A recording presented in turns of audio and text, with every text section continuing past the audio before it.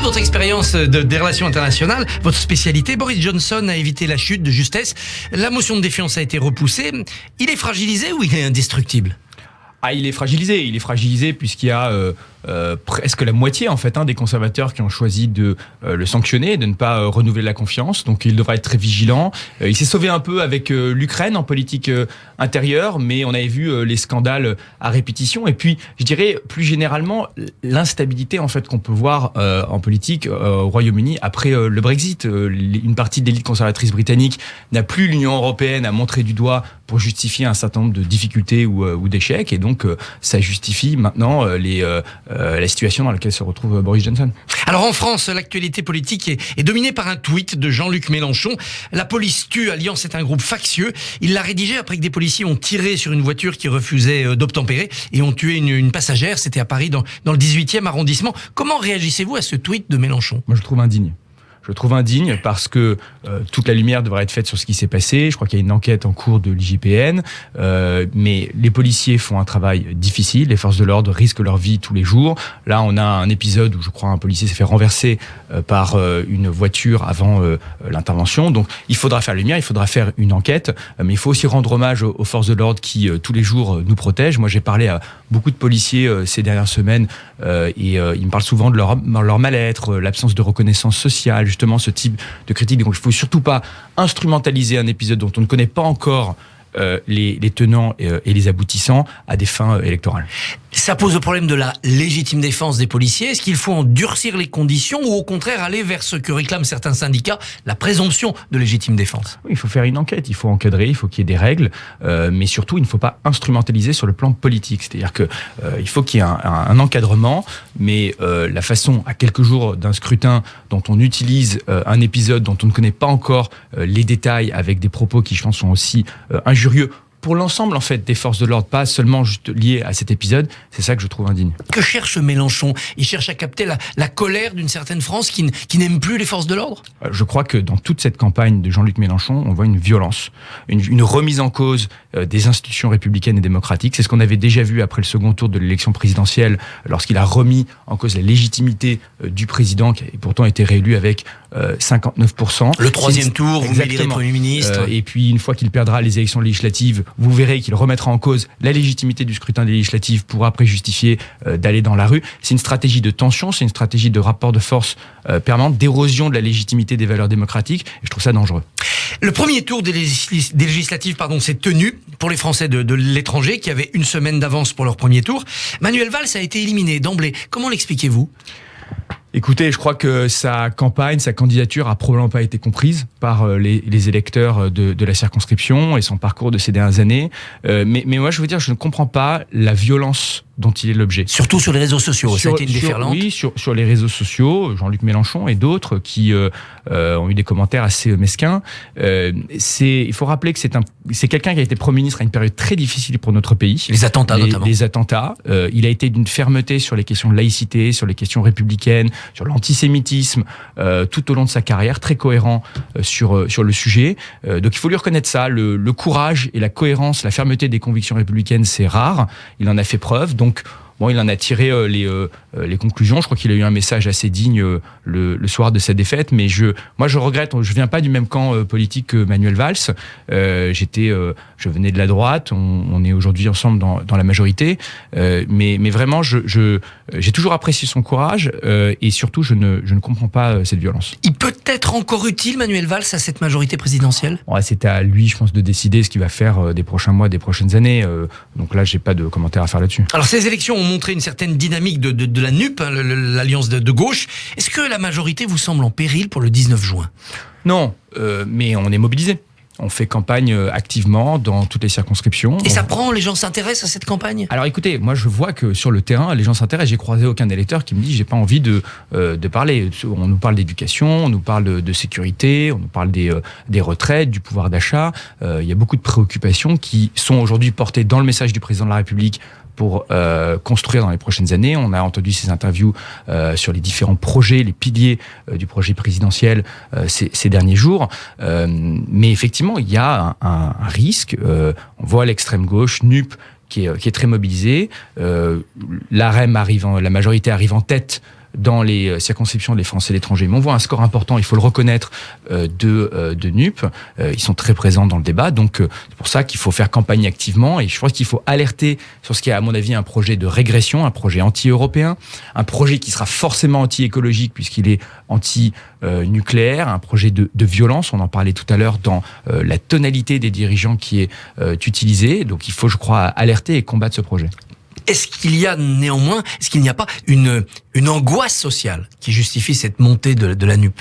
Bien sûr, mais il faudra y répondre. On l'avait vu dans la campagne, la problématique du pouvoir d'achat qui a énormément émergé. Je vois beaucoup de jeunes qui ont une conscience environnementale, qui parfois ont voté aussi pour cela, pour la gauche, même si je pense qu'un projet anti-européen, anti-nucléaire et de décroissance est forcément un projet anti-écologique, mais que nous, on doit aussi entendre cette exigence environnementale, et c'est pour ça que le président a décidé de la mettre au cœur de son projet, avec le rôle de la Première ministre qui sera en charge de la planification écologique.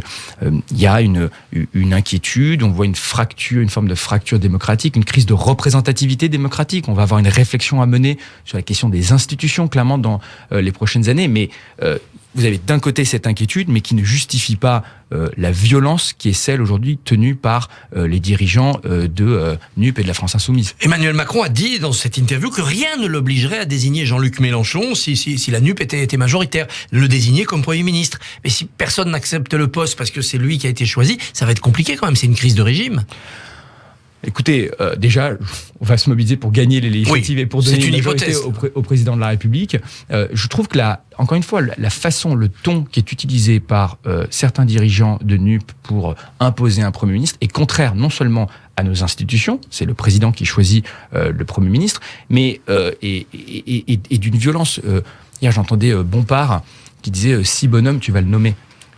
On peut avoir des désaccords politiques, on peut avoir des désaccords sur les programmes, sur les valeurs, mais cette façon de s'exprimer, cette brutalité, je trouve, est extrêmement dangereuse, à mon avis, pour notre esprit civique et républicain. Le président de la République propose un Conseil national de la refondation pour lancer tous ces chantiers, un peu comme s'il n'avait pas de programme clé en main. Il a besoin d'un programme qui vient du bas ? Non, c'est une question de méthode. On a un programme, on a un cap, on a une vision. Il y a un certain nombre de réformes qui vont être menées. Il a dit par exemple que la réforme des retraites passerait à l'automne et qu'elle serait mise en exécution dès l'été 2023. Mais en revanche, effectivement, sur la méthode, il ne faut plus que tout, de façon, je dirais, uniforme, vienne d'en haut et centralisé. C'est la fin de Jupiter. Mais c'est pas que Jupiter.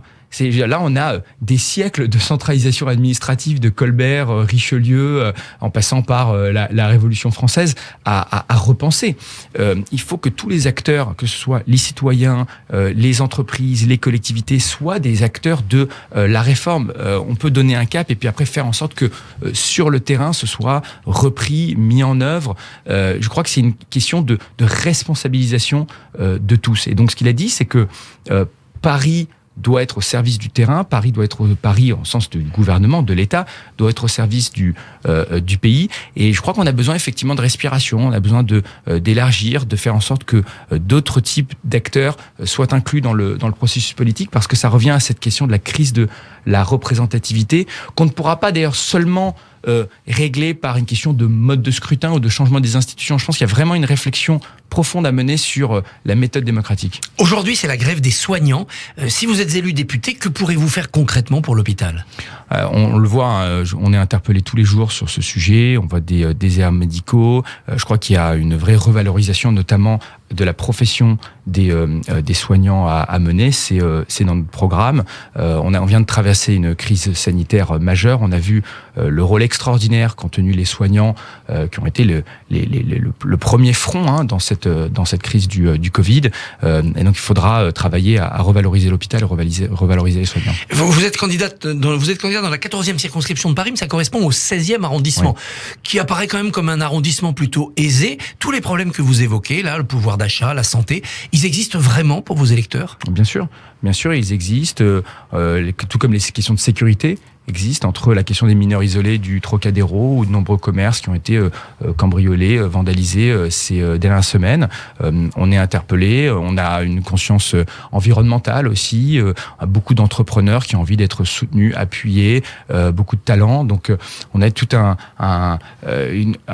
énormément, je pense, de problématiques qu'on entend sur le terrain. Vous êtes candidat contre le maire en place, Francis Spinner, que nous avons reçu d'ailleurs.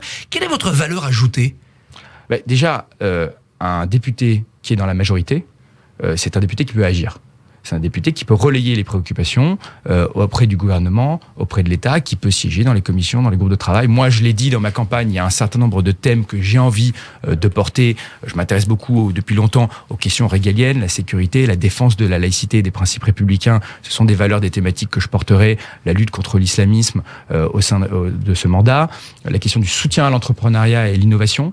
On reçoit tout à l'heure Bruno Le Maire, dans quelques heures, qui va venir parler de cela avec les habitants du 16e arrondissement. Et puis, enfin, l'Europe.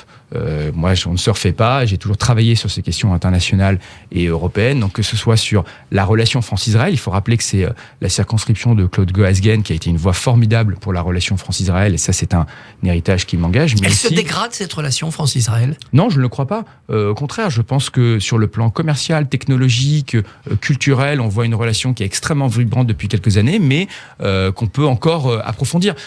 Moi, une proposition que j'ai faite sur la question des accords d'Abraham, ces accords de reconnaissance, mais aussi commerciaux, technologiques, touristiques entre Israël, les Émirats arabes unis, Maroc, Bahreïn. Je pense que l'Union européenne a peut-être raté le tournant ces dernières années. Et donc, voir comment on peut rapprocher la France, l'Union européenne de cette dynamique historique, ça, je pense que c'est une thématique dont les groupes parlementaires peuvent s'emparer. Restons sur l'international. Pourquoi l'Europe et l'OTAN empêchent-elles Sergueï Lavrov, qui s'occupe des affaires étrangères pour Poutine, d'aller en Serbie ? On n'empêche pas, mais on interdit l'espace aérien, donc il est bloqué, il ne peut pas. Alors, la Russie est sanctionnée, les dirigeants russes sont sanctionnés. Effectivement, on a bloqué l'espace aérien. Ça fait partie des mesures qui ont été prises pour soutenir les Ukrainiens, pour rééquilibrer le rapport de force. Si on prend l'exemple de la Serbie, vous avez aussi énormément de tentatives de déstabilisation et d'influence de la part de la Russie dans les Balkans. Il y a un coup d'État au Monténégro qui avait été mené il y a quelques années, on pense, avec probablement l'influence de la Russie. La Russie soutient les velléités indépendantistes serbes en Bosnie, ce qui pourrait effectivement être un déstabilisateur dans la région. Donc c'est normal que l'Europe veille à la stabilité de sa périphérie. Benjamin Haddad, candidat dans le 16e arrondissement. Merci, bonne journée. Merci. Et bonne journée.